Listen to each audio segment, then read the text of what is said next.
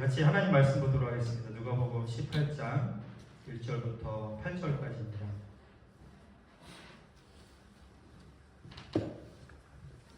누가복음 18장 1절부터 8절까지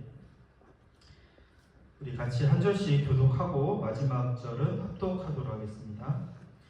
예수께서 그들에게 항상 기도하고 낙심하지 말아야 할 것을 비유로 말씀하여 이제 어떤 도시에 하나님을 무서워하지 않고 사람을 무시하는 한 재판장이 있는데 그 도시에 한 과부가 있어 자주 그에게 가서 내 원수에 대한 나의 원한을 풀어주소서 하되 그가 얼마 동안 듣지 아니하다가 그의 속으로 생각하되 내가 하나님을 두려워하지 않고 사람을 무시하나 이 과부가 나를 번거롭게 하니 내가 그 원한을 풀어주리라. 그렇지 않으면 늘 와서 나를 괴롭게 하리라 하였느니라.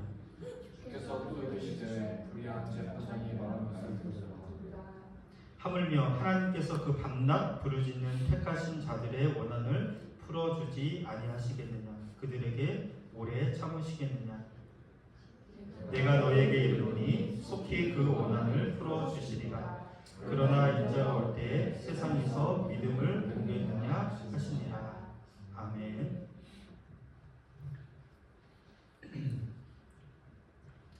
제가 옛날에 한국에서 사역할 때 그 한 교회에 부임하게 됐는데 그 교회가 목사님이 개척하신 교회였는데 그 이제 컨테이너에서부터 시작을 하셨대요.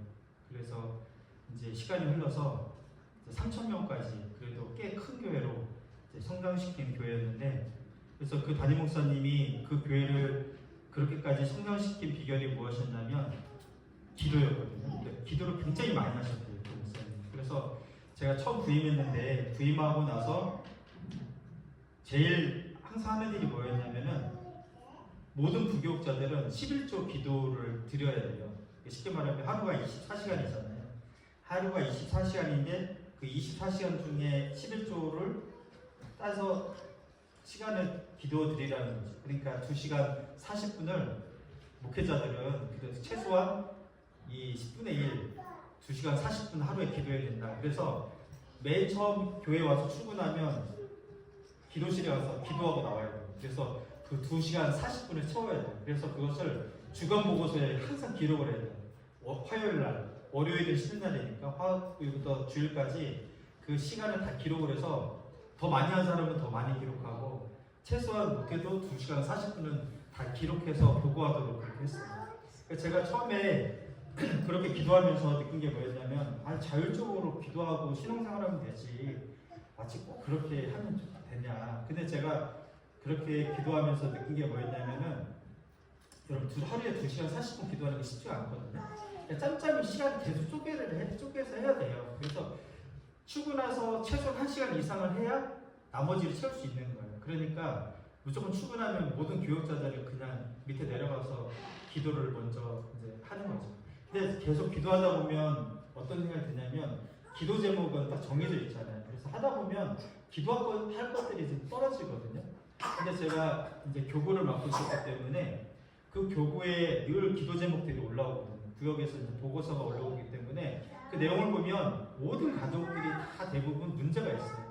그러니까 자녀의 문제, 남편의 문제, 아내의 문제, 시부모와의 문제, 뭐 고부간의 갈등, 여러 가지 질병부터 해서 그런 문제들이 있기 때문에 그런 문제들을 계속 기도해달라고 보고서가 올라오기 때문에 그것을 보고 하루마다 매일매일 기도할 수밖에 없는 거죠. 그래서 이제 그렇게 기도하다 보면 간청 기도가 되는 거죠. 간절히 하나님께 이 가정의 문제, 이 집사님의 문제, 또 이 자녀의 문제가 있는데 하나님 고쳐주셔야 됩니다. 이루어주셔야 됩니다. 이렇게 막 간절히 기도하게 되는 거죠.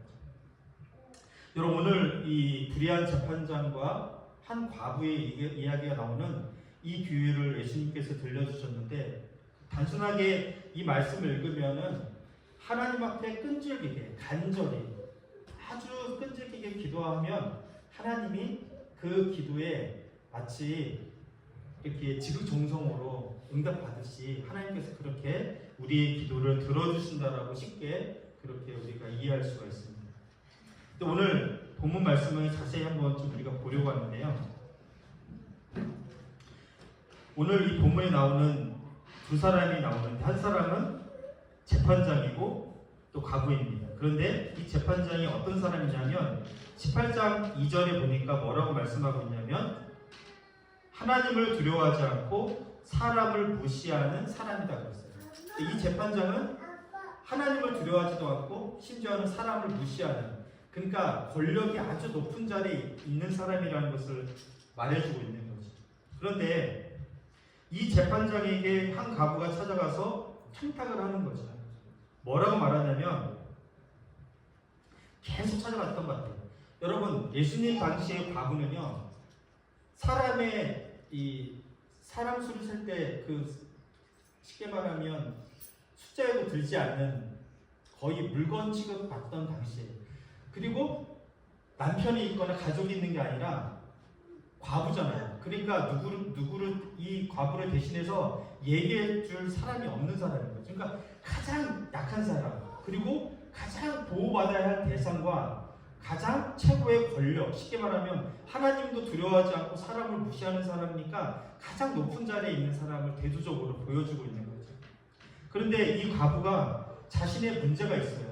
여기 보니까 오늘 성경에는 원한이라고 되어 있는데, 원한은 뭐예요? 너무 억울한 일이잖아요. 그 억울한 일을 풀고 싶은데 그 억울한 일을 해결할 수 없으니까, 도저히 방법이 없으니까 유일한 방법이 무엇이었냐면 재판장에 가서 하소연을 하는 거죠.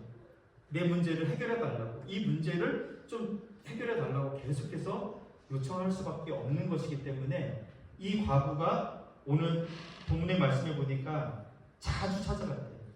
번거롭게 했대요. 괴롭게 할 정도로 이 재판장에게 지속적으로 요구를 한 거죠.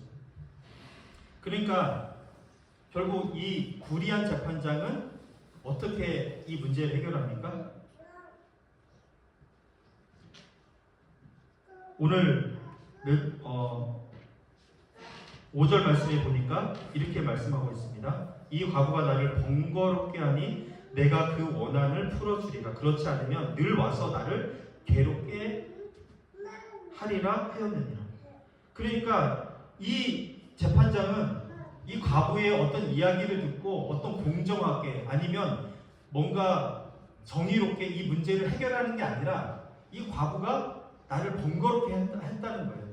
나를 늘 괴롭게 했기 때문에 이 문제를 해결했다는 거죠. 이 불의한 재판장은. 쉽게 말하면 이 과부는 이 문제를 어떻게 해결하냐면 떼쓰는 방법으로 이 재판장을 아주 괴롭게 해서 자신의 원한을 풀어주게 만들었다는 것입니다. 여러분, 하나님은 정말 그러신 분이십니다. 이 불의한 재판장처럼 이 과부가 자신의 원한이 있어서 자주 찾아가고 때를 쓰고 반복적으로 지속적으로 요구하고 내 문제를 해결해 달라고 그렇게 해서 우리 하나님은 우리에게 그렇게 응답해 주시는가라는 것입니다. 여러분, 오늘 본문에 나오는 불의한 재판장은요, 사람을 무시하는 사람이고, 그리고 더 나아가서 하나님을 두려워하지 않는 그런 사람입니다. 여러분, 하나님은 어떤 사람인가요? 어떤 분이신가요? 하나님은 가장 선하시고 가장 좋으신 분이 우리 아버지 하나님이시기 때문에 이 불의한 재판장하고는 전혀 다른 방법으로 우리에게 응답해 주시고 우리에게 사랑을 베푸시고 우리와 함께 해 주신다는 것을 성경을 통해서 우리가 알 수 있다는 거죠. 그래서 오늘 누가복음 18장 7절 8절인데요. 한번 같이 읽어보도록 하겠습니다. 시작. 하물며 하나님께서 그 밤낮 부르짖는 택하신 자들의 원한을 풀어주지 아니하시겠느냐? 그들에게 오래 참으시겠느냐? 내가 너희에게 이르노니 속히 그 원한을 풀어주시리라. 그러나 인자가 올 때에 세상에서 믿음을 보겠느냐 하시니라. 자, 여기 보면 18장 7절과 8절에 뭐라고 말씀하고 있냐면, 이 하나님이 오래 참으시겠느냐? 그리고 또 뭐라고 해요? 속히 그 원한을 풀어주시리라 그랬어요. 그러니까 불의한 재판장은 이 과부가 때를 쓰는 방법으로 나를 괴롭게 하고 힘들게 했기 때문에 들어주었다라는 거예요. 그런데 하나님은 그렇지 않으신다라고 오늘 7절과 8절에서 말씀하고 있는 거죠. 하나님은 오래 참지 않으시는 분이라는 거예요. 그리고 속히 그 문제를 들어주시는 분이라고 지금 말씀하고 있는 거죠. 그러니까 하나님의 백성이, 하나님의 자녀가 억울한 일을 당했어요. 원수에 대한 공격을 받았어요. 그래서 너무나 고통스럽고 힘든 상황이에요. 그런데 그 문제를 해결할 수가 없어요. 다른 어떤 사람도 도와줄 수 없는 그 상황 가운데 하나님은 못 본 채 하지 않으신다는 거죠. 오래 참지 않으시고 속히 그 문제를 해결해 주시겠다라고 말씀해 주고 있는 거죠. 그래서 오늘 본문의 말씀은 재판장과 하나님은 차이가 확연하게 드러나는 거죠. 과부의 원한을 이 불의한 재판장은 태초부터 원래부터 들어주지 않았습니다. 관심조차 없었거든요. 번거롭게 하니까, 자주 찾아와서 괴롭게 하니까 그래서 들어줬다라는 거예요. 하나님은 그렇지 않다라는 거죠. 하나님은 속히 그리고 오래 참지 않으시고 우리의 원한을 들어주신다는 거예요. 자, 그런데 여러분, 오늘 이 비유의 말씀을 왜 주셨는가? 1절이거든요. 1절에 왜 이 비유의 말씀을 주셨을까요? 1절 말씀 같이 한번 읽어보겠습니다. 시작. 항상 기도하고 낙심하지 말아야 할 것을 비유로 말씀하여 그랬습니다. 그러니까 누구에게요? 그들에게. 뭐라고요? 항상 기도하고 낙심하지 말아야 할 이유에 대해서 말씀해 주셨다는 거예요. 이 비유를 말씀해 주신 거예요. 그러니까 야, 왜 항상 기도해야 되는지 알아? 그리고 항상 기도하면서 낙심하지 말아야 할 이유가 여기에 있어. 이러면서 하나님이 불의한 재판장과 과부의 이야기를 들려주셨어요. 근데 그거 들어야 할 청중이 누구였어요? 여기 오늘 본문에서는 그들이에요. 그들이 누굴까요?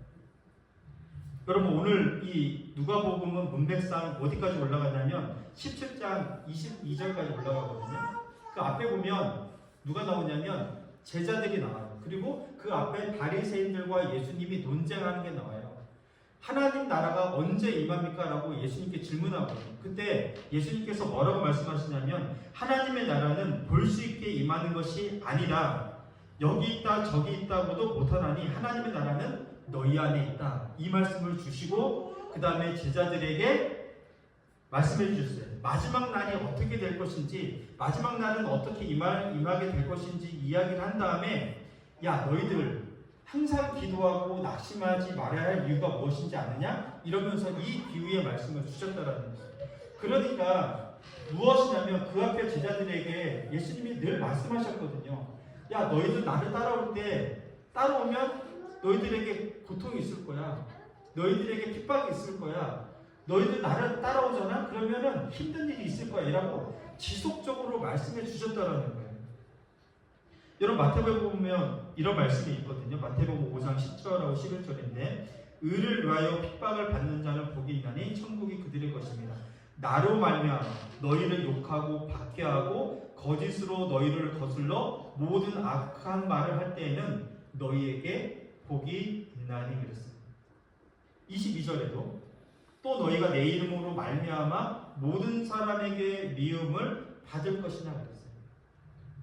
야, 나 따라오면, 나를 따르고 나를 믿고 나를 위해서 살아가면 사람들한테 미움 받게 될 거야. 사람들에게 손해를 보게 될 거야. 때로는 핍박도 당하게 될 거야. 수많은 고통이 따라오게 될 거야 라고 말씀해 주셨다는 거죠. 그러니까 여러분, 이 마지막 18절에 보면 이렇게 되어 있잖아요. 엉뚱하게 이런 말씀이 붙여져 있단 말이에요. 그러나 인자가 올 때 세상에서 믿음을 보겠느냐 하시느라, 이 말씀이 덧붙여 있단 말이죠. 그러니까 이 비유 말씀을 쭉 하시다가 맨 마지막에 야, 인자가 올 때 세상에서 믿음을 보겠느냐, 갑자기 엉뚱한 말씀이 딱 붙여져 있는 것처럼 느낌이 있거든요. 그러니까 이 맥락은 문맥상 마지막 종말론적인 관점에서 이 문제를 바라봐야 된다는 거죠. 여러분, 하나님의 자녀가 이 땅을 살아갈 때 있잖아요. 지금 우리가 종말론적 인생을 살아가는 거잖아요. 주님이 언제 오실지 모르지만 주님 오시는 그날까지 우리가 믿음을 가지고 예수님의 복음을 전하고 교회를 위해서 힘쓰고 우리의 맡겨진 사명을 감당하는데, 그때 우리가 이 땅에서 세상에서 제자들처럼 손해를 보기도 하고 때로는 미움도 받기도 하고 때로는 핍박을 당하기도 하고 때로는 고통 가운데 있을 때 너희들 항상 기도하라는 거예요. 어떻게 해요? 낙심하지 말고요.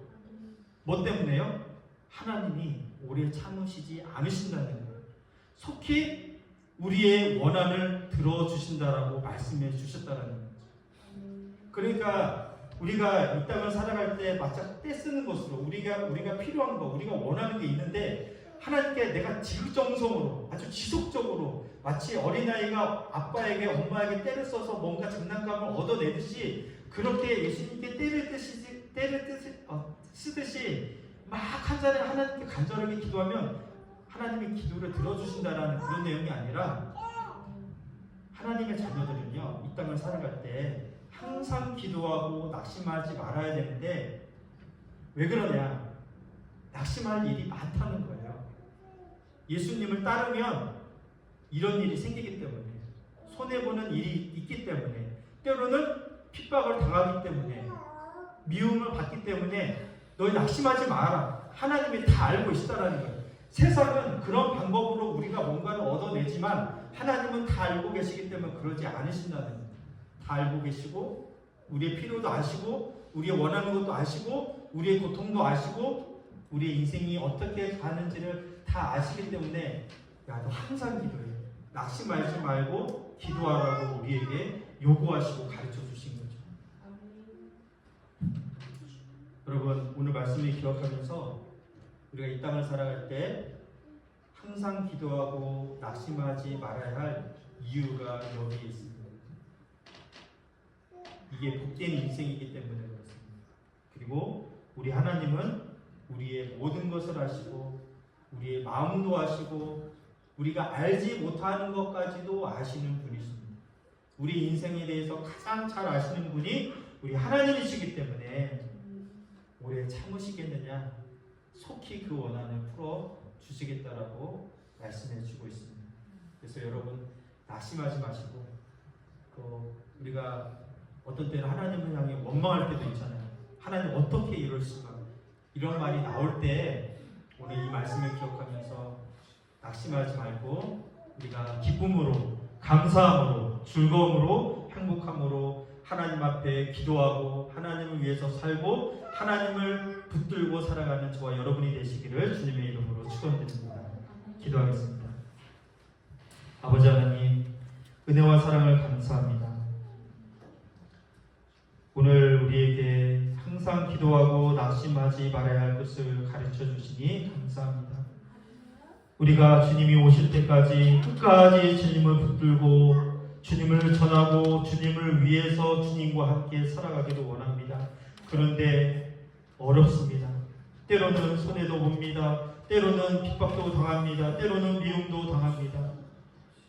하나님 그때마다 억울하고 너무나 원통해서 정말 짜증이 나고 또 때로는 하나님을 원망할 때도 있습니다. 하나님 그런 어리석음에 빠지는 것이 아니라 하나님이 오래 참지 않으시고 가장 좋은 타이밍에 가장 좋은 시간에 우리의 필요와 우리의 원함과 우리의 모든 것을 해결해 주시고 함께 해 주신다는 사실을 알고 우리가 기쁨으로 감사함으로 하나님 앞에 기도하며 나아가는 우리 모두가 되게 도와주시옵소서. 감사드리오며 우리를 죄에서 구원하신 예수 그리스도의 이름으로 기도하옵나이다.